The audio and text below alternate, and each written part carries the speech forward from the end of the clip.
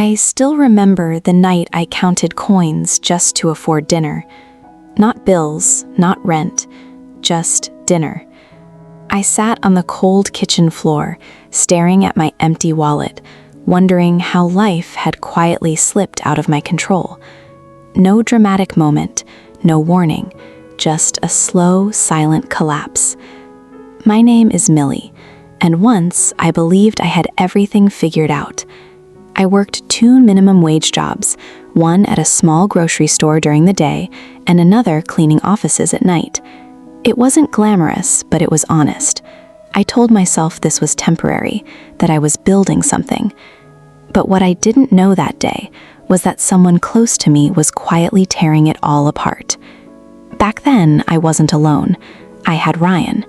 He used to tell me, "Millie, one day we'll laugh about this, you'll see." And I believed him.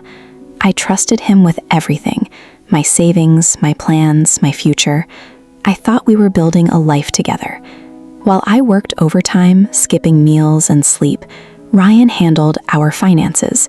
He said it made sense. "You're already exhausted, Millie. Let me take care of this." And I let him, because love makes you blind in the most gentle way. At night, after scrubbing off his floors, I'd sit beside him and dream out loud. "We'll have our own place one day, no more struggling." He would smile, kiss my forehead, and say, "Soon." But soon never came. Instead, things started to seal off. Bills weren't getting paid on time, our savings weren't growing, and every time I asked, Ryan had an answer ready. Unexpected expense. Just bad timing. "Don't worry, I've got it under control." And I wanted to believe him, because the truth would have shattered me. Until one evening, everything changed. It started with a phone call. Not mine, his. Ryan had left his phone on the table while he showered. I wasn't the kind of person who checked phones. I trusted him. But the screen lit up, and one name kept appearing, again and again and again. Lena. My chest tightened.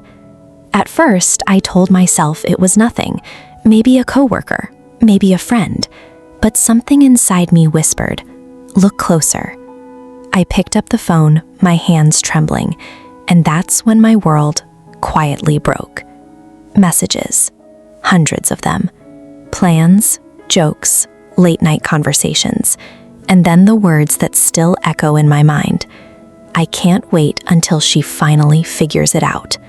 She. Me. I kept reading, even though every word felt like a crack in my chest. Ryan wasn't just lying. He had been taking my money, our money, and spending it on someone else. Dinners, gifts, even a small apartment for her.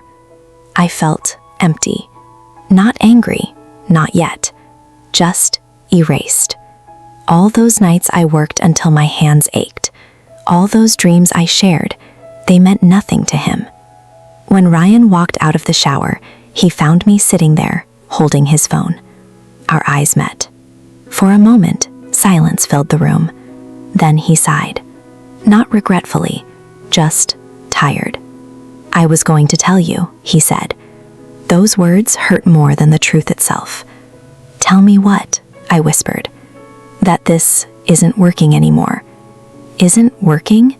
I laughed, a broken, quiet laugh. "I gave you everything," I said. "Everything." He didn't deny it. Instead, he shrugged. "You'll be fine, Millie. You always are." That was the moment something inside me changed. Not loudly, not dramatically, just quietly. The girl who trusted blindly disappeared, and in her place, someone stronger began to rise. I didn't scream, I didn't beg. I simply stood up and walked away.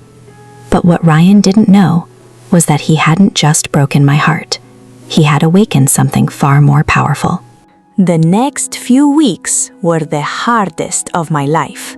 I moved into a tiny rented room, bare walls, a single mattress, no comfort, just silence. But in that silence, I found clarity. I stopped crying, stopped asking why, and started asking, "What now?" I picked up extra shifts, learned new skills online, managed every cent I earned, this time on my own. No shortcuts, no trust in anyone else, just me. Days turned into months, and slowly, things began to change. I found a better job, then a second opportunity, then stability. For the first time in my life, I wasn't just surviving, I was building something real, something mine. One evening, almost a year later, I walked past a cafe I used to dream about affording, and there he was, Ryan, sitting alone. He looked different, tired, uncertain. Our eyes met again. This time, I didn't feel pain. I felt peace. He stood up quickly. "Millie, wait." I paused, not because I needed closure, but because I wanted to see how far I had come. "I made a mistake," he said quietly. I nodded. "I know." She left. He added. Everything just fell apart. For a moment, I saw the same man I once loved, but only for a moment, because I had changed. "I hope you find your way," I said gently, and then I turned and walked away.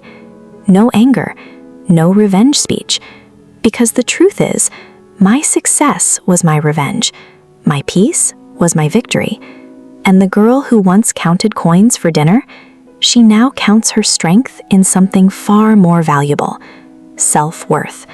So if you're listening to this and you feel broken, just remember, sometimes the quietest struggles create the strongest endings. Thank you for listening to my story. If you've ever been betrayed by those closest to you, know that you are stronger than the pain. Drop a comment below. I read every single one. And remember, keep blooming. If you like my story, like the video, subscribe to the channel, and share it.